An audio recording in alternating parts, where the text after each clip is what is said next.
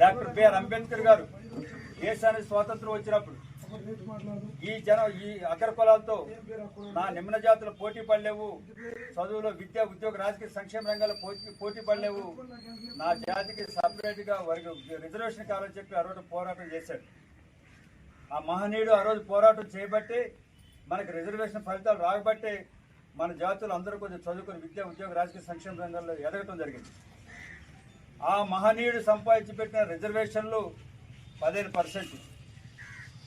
ఎస్సీలు అనగానే ఒక మాలామాదిగా అనుకుంటారు మనోళ్ళు, చాలామంది మాలామాదిగా అనుకుంటారు. కాదు, ఎస్సీల్లో 59 కులాలని చెప్పి ఒక మనిషి మందాకృష్ణ మాది గారే వాటన్నింటి కూడా జాతికి జరుగుతున్న అన్యాయాన్ని గ్రహించిన నాయకుడు మనిషి మందాకృష్ణ మాది గారు.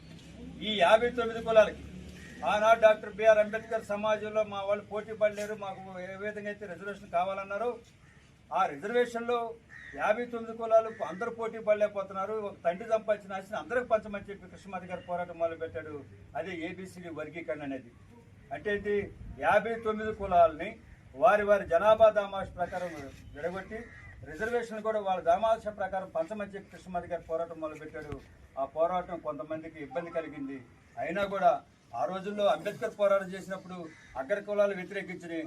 కానీ ఇప్పుడు ఈ రోజు పోరాటం చేసినప్పుడు మనలో ఉన్న కొంతమంది వ్యతిరేకించినా కూడా అన్నదమ్ములు ఆస్తి పంచుకుందాం, కలిసి ఉందనే నినాదం కృష్ణమాది గారు. సామాజిక న్యాయం కాబట్టి డాక్టర్ బిఆర్ అంబేద్కర్ ఆలోచన విధాన్ని అణిగిపుచ్చుకొని ఇవాళ సమాజంలో పనిచేస్తున్న నాయకుడు ఎవరైనా భారతదేశంలో మందా కృష్ణ